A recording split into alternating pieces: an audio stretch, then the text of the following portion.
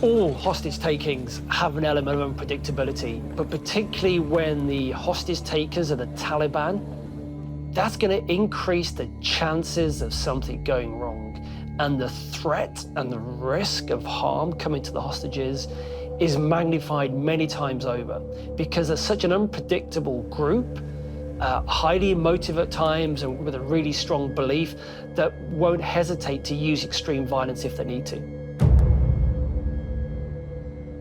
They took me to this basement place, this basement in the middle of Kabul somewhere. And, you know, they would come in and beat me and stuff, you know, a few times a day. It was just normal.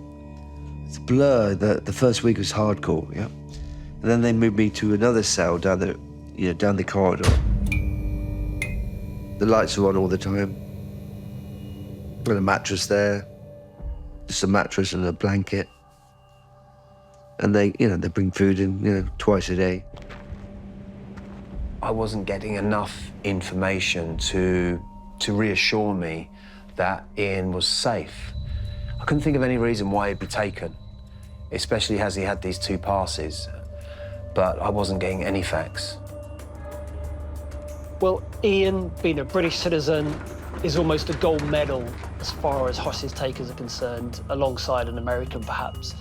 And Ian would have been considered an asset because of his nationality and the perception, misguided or otherwise, by the Taliban that they would be able to bring about an equivalent level of concessions from the British government if need be, whether or not that was money or the release of other relevant Taliban prisoners. When I was first put in this cell, there was no bars. And then they suddenly put bars in, and then they put cameras in, turned it into a prison.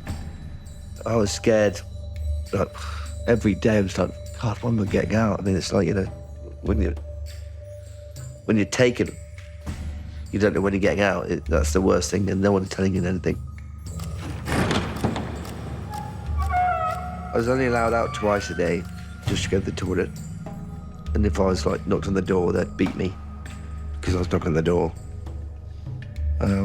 The food was, well, bread. The Afghan bread, you know, if you've been to Afghanistan, the bread is beautiful. So I lived on the bread and water. I've never seen meat like it in my life, to tell the truth. Bit of rice here and there, spinach, kidney beans, but it was very, very limited. So if I walked around the cell, it'd be like 30 paces around.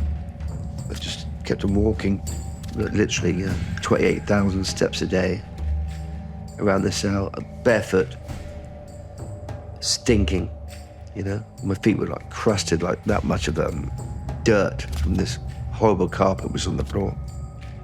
I was very weak, you know, very weak, but if I had to do that, I had to just do that. That's for my mind, you know. You know, and every day, another day, another day, another day, another day. It's just, I prayed, you know, because I didn't speak to anyone else. I just had no one to speak to. So I did pray.